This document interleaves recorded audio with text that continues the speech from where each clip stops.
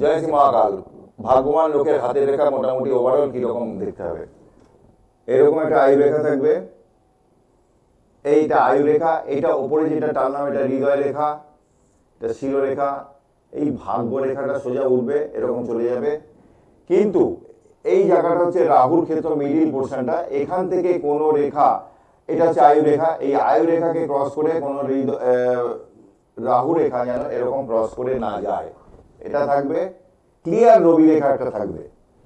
আর বৃহস্পতির ক্ষেত্রে চতুষ্কোণ থাকবে, হাতের কালারটা হালকা পিঙ্ক হবে। এরকম যদি হাত দেখেন তাহলে ভাববেন যে লোকটি ভাগ্যশালী লোক।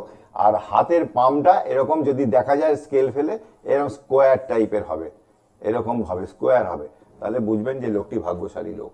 আজকের মতো শেষ করছি, আগামী দিনে আবারও আপনাদের সামনে আসবো এরকম ছোট ছোট টিপস নিয়ে। জয় মা তারা, জয় জয় তারা।